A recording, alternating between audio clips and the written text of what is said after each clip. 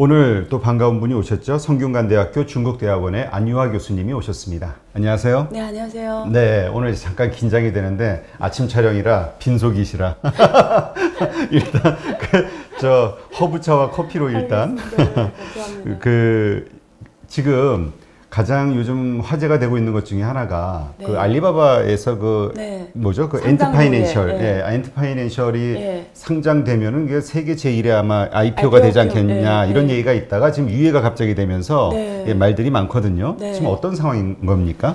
지난 3일이죠. 그러니까 원래는 지난 5일에 상장 예정이었어요. 그러니까 상해科创板 그게 A주科创板에 미국판 나스닥이 중국의科创板이라고 있잖아요. 상해 거래소에 그게 상장되고 또 일부분 홍콩 거래소 H주로 상장이 되면은 세계 최대 IPO 대충 규모가 350억 달러 최대 규모가 IPO가 될 예정이었고요.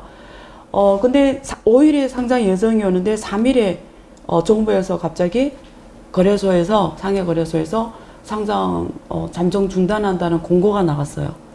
따라서 또 홍콩 거래소 바로 또 공고가 나갔어요. 그래서 굉장히 시장에 큰 충격을 줬고요. 당시 마침 3일에 그 미국 대선이 이루어지기 하는 그날에 발생했어요. 그래서 굉장히 샥이 컸습니다. 만약에 그게 상장이 성공이 됐으면 마윈 개인의 자산이 2천억 위안이 증가해요. 2천억 위안 곱하기 170 하면 우리 원화가 나와요. 그러면 마윈은 글로벌 10대 안에 부자가 되고요. 그 알리바바 엔티파이낸셜의 임원 약 19명, 19명이 세계 500대 부자 안에 들어갑니다. 왜냐하면 100억 위안 자산이 늘어나거든요. 그럼 곱하기 170 하면 우리 돈이 나오면 대충 알죠? 얼마? 1조, 2조 대산 1.7조. 그러니까 거의 뭐 그 기업의 하나의 상장으로 중국의 500대 기업 안에 들어가는 부자 수가 20명이 늘어나는 거고요. 제가 계산을 해봤어요. 그 상장하게 되면 그 알리바바 특징이 뭔지 알아요? 스톡 옵션을 줘요, 직원들한테. 직원들한테. 그래서 스톡 옵션을 실현하게 되면 한 사람당 쉽게 표현하면 그게 본사가 항주에 있어요. 항주에 아파트 한 채를 부여받는 소득이 증가하는 거예요. 아파트 한 채가 얼마냐면 우리 286제곱미터 그냥 나누기 3.4 하면 한국 평방수가 한 90평 되는 아파트를 항주에 있는 중국 일선 도시죠. 아파트를 하나씩 분양받게 되는 행국이 되는 거예요. 그래서 그 정도로 부의 실현이 그러니까 하나의 그 상장 기업이 부자 탄생 기계인 거죠. 예, 그런 지금 IPO가 유예가 됐어요. 이번에 실망한 사람들이 엄청 많겠는데요. 엄청 많죠. 예. 네, 그랬군요.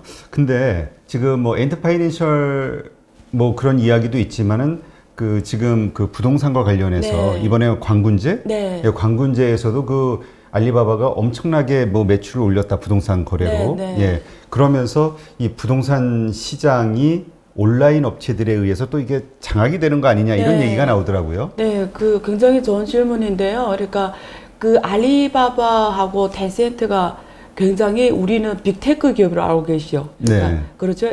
그 테크 기업. 근데 놀랍게도 그 이 두 개 기업이 금융 그룹이에요.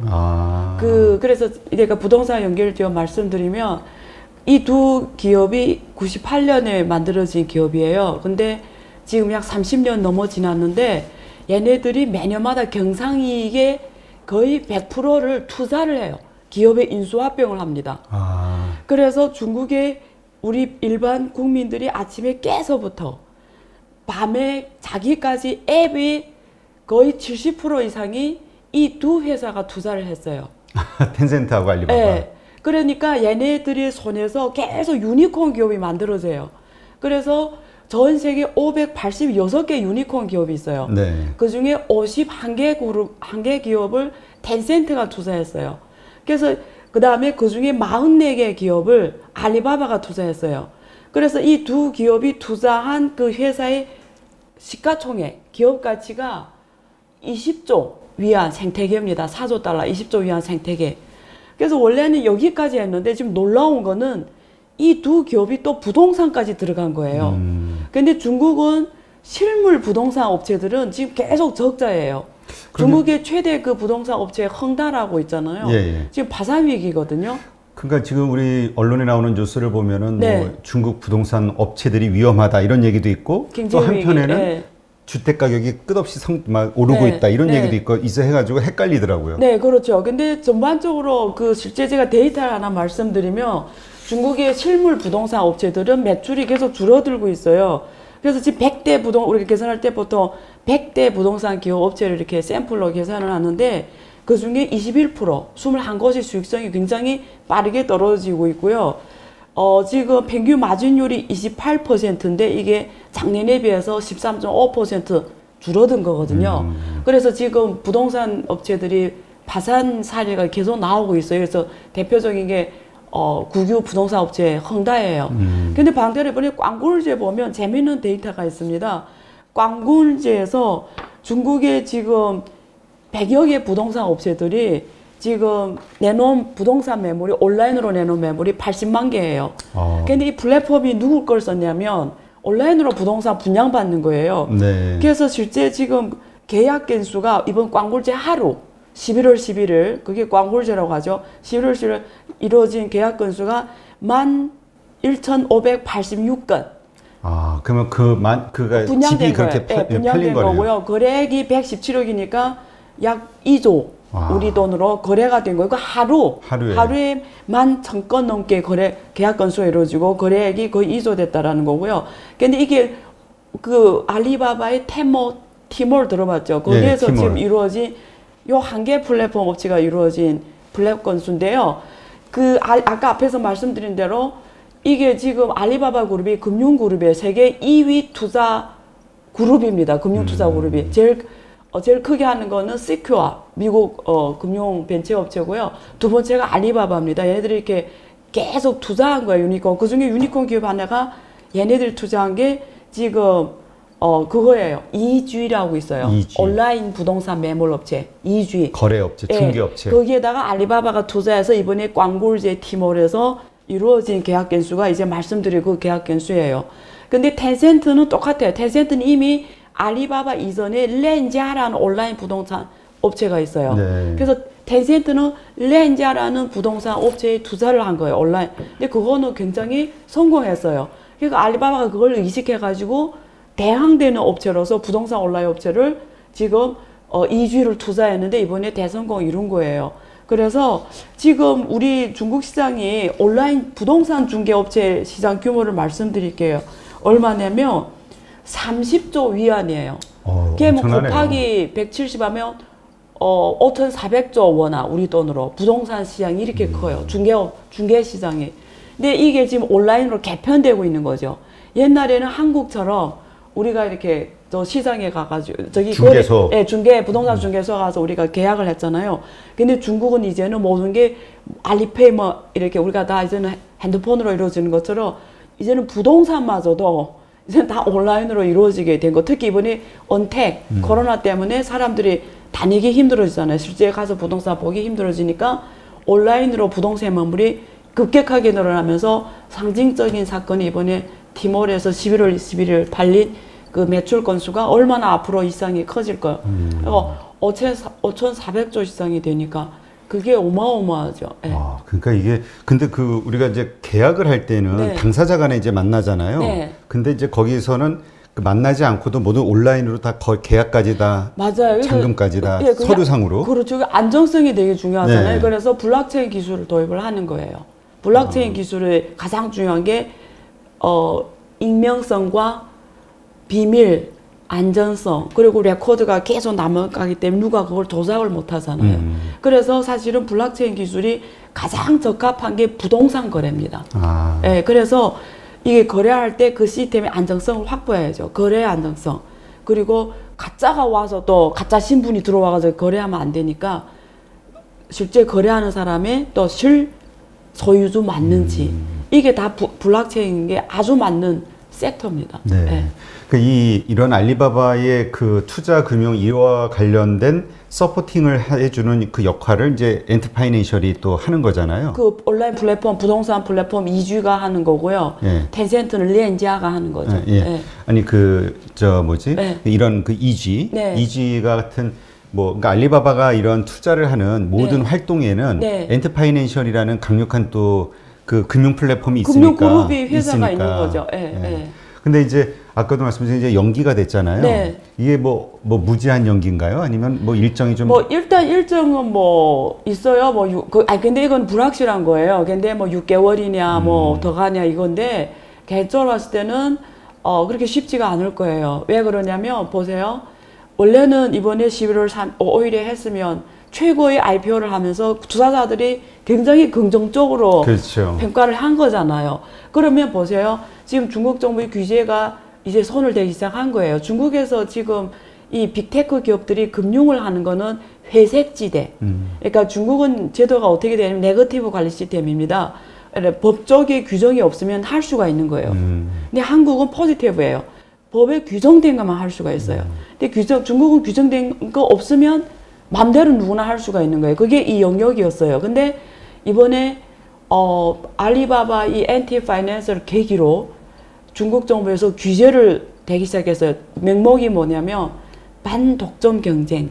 아, 미국하고 똑같은 얘기네요. 네.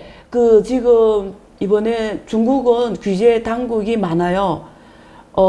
엔티 파이낸셜이 하는 건 뭐냐면 소비 대출입니다. 개인 소비 대출.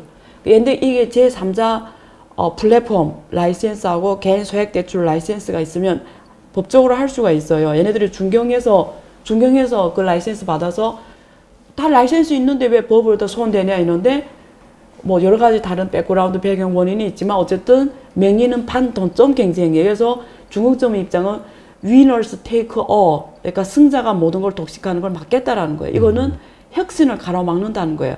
그 명의를 댄 겁니다. 그래서 이제는 빅테크 기업의 반독점 경쟁을 손을 대기 시작했고요. 그 다음에 11월 4일에 규제를 하나 또 새로 발표했어요. 아, 그래요? 그게 뭐냐면 온라인 대출에 대한 규제인데요.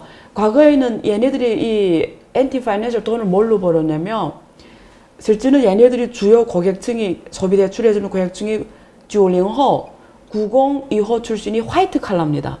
근데 그게 그 4일에 발표된 대출 규제를 보면은 정말 저소득층만 할 수가 있어요. 연소득이 3만 위안. 우리 돈으로 500만, 연 500만. 얼마 낮은 거 한 달에 그러니까 얼마 안 되는 월 거죠. 50만도 안 되는 거잖아요. 그러니까 정말 저소득만 하게 하라는 거예요. 그러면 얘네들이 주로 엔티파이낸셜이 소비 대출이 주로 돈 번 게 화이트 칼라였는데 네. 그러니까 얘네들이 하는 업무에 대해서 거기 규제 내용을 보면 정확하게 엔티파이낸셜이 앞으로 수익성을 만들기 힘게 만들어져 있어요. 그러니까 이 규제를 새로 만들어가면서 지금 계속 규제하고 있고요. 얘네들이 금융업에 대해서. 그리고 반독점 경쟁에 손을 댔다라는 거는 지금 반독점 경쟁 가지고 손을 댄 거는 지금 중국뿐만 아니고 유럽에서 미국의 빅테크 기업들이 유럽 시장 진출했잖아. 페이스북이고 뭐 아마존이고 그게 손댄 규제가 반독점 경제예요. 네. 중국도 지금 국내 기업에 그렇게 하고 있기 때문에 다시 상장해도 그런 규제 리스크가 커졌기 때문에 불확실성이 커졌기 때문에 그만한 IPO를 실제 할 수 있는지 그리고 앞으로 이게 불확실성이 커졌기 때문에 투자자 입장에서는 리스크가 커졌기 때문에 프라이싱을 다시 할 수밖에 없기 때문에 또 기업의 입장에서 이게 옵티멀 최적의 선택인지는 고민을 해봐야죠. 그래서 분위기가 많이 달라졌죠. 네. 그러니까 우리가 일반적으로는 그 뉴스에 나온 거는 그 중국 그 정치 지도자들 네. 그 관리들 앞에서 마윈이 연설하면서 네. 부정적으로 그 시스템에 대해서 그렇죠. 안 좋은 얘기를 해가지고 그거에 대한 보복을 받은 것이다 이런 얘기가 있었는데 네. 그것만이 아니라 여기에는 반독점 규제라는 중국의 국가적인 안전, 국가 안전, 혁신을 가로막는다. 그러니까 너무 공룡 기업으로 혼자가 커지면 왜냐면 아까 제가 예를 들었잖아요. 알리바바 그 유니콘 기업의 생태계, 텐센트 투자 유니콘 기업의 생태계가 중국 사람들이 아침에 눈을 떠서부터 밤 잘 때까지 모든 앱에 독점으로 얘네 다 투자했기 때문에 거의 중국 사람 얘네를 떠나 살 수가 없잖아요. 그러면 굉장한 파워가 중국 엔티파이낸스는 중국 개개인들 신용 점수도 갖고 있어요. 신용도 장악해버렸어요. 그러니까 정보도. 이런 어떤 공룡 기업이 태어나면 다른 기업이 혁신할 때는 얘네들이 자기 힘을 파워를 해서 혁신을 가로막고 또 이게 금융 안전하고 왜냐면 그게 개인 소비 대출을 해주면 미국이 리만 브라더스 때 신용이 안 되는 서브 모기지 대출을 많이 해서 된 거, 신용이 안 되는 애들까지 막 대출해줘서 부실화가 된 건데 중국이 우려하는 거는 이런 듀링호 애들이 소득이 안 되는 애들한테 이렇게 대출이 규모가 커지면 이게 또 증권화 상품을 만들었어요. 엔티파이낸셜. 가상상품. 그럼 그걸 만들고 그게 또 증권화 상 초장기 금융기관이거든요. 그럼 얘네들이 상화 못했을 때 리만 브라스는 와르르 무너진다는 거죠. 그러면 금융 시스템 위험으로 연결된다는 거죠. 그래서 못하게 한다니까 마윈이 하는 얘기가 뭐냐면 중국은 시스템 위기가 없다. 왜냐면 중국은 금융 시스템이 없다. 이런 직설을 날려버린 거예요. 근데 그 자리에 왕치산, 조샤오추안, 옛날 인민은행장 이렇게 금융 시스템을 만든 사람들이 앉아 있었는데 거기다 대고 중국은 시스템 위험을 고민할 필요가 없다. 존재하지 않는다. 왜? 금융 시스템이 없다 해버렸으니까. 근데 그것 때문에 상장 유예가 됐다는 몰라요. 그것 때문인지 몰라. 근데 제가 계속 생각해 봤어요. 그것 때문일까? 근데 어떤 부분 제가 여기서 말씀드리기 불편한 상황이 있는데요. 꼭 그것 때문은 아니다. 그래서 우리가 좀 더, 큰 국가적 이미지를 보면 국가 안정과 금융 안정과 리만 브라더 중국 버전의 리만 브라스 금융위기 막기 위한 조치였다. 일단 여기까지 말씀드리면 좀 더 객관적일 것 같아요. 네. 네. 그러니까 우리가 지금 미국의 반독점 규제로 그 빅테크 기업들 규제안이 지금 의회에서만 하고 있잖아요. 네. 그러니까 이러한 것들이 그런 맥락에서 글로벌 흐름도 가고 있고 중국도 그렇게 하고 있다. 보통 그랬을 때 우리가 하던 얘기가 중국 기업들하고 중국 그 빅테크 기업들하고의 경쟁에서 뒤지게끔 그런 어떤 안 좋은 조치들을 취할 수 있겠느냐 이런 얘기를 했는데 이거 양쪽이 다 같이 동시에 벌어지는 일들이라고 봐야겠네요. 그렇네요. 예. 일단 그러면 중국의 부동산 시장은 지금 좀 봐야 돼요. 어렵다라고 봐야 되는 건가요? 예, 기업들이 다 흔들릴 정도로? 네, 알겠습니다. 네.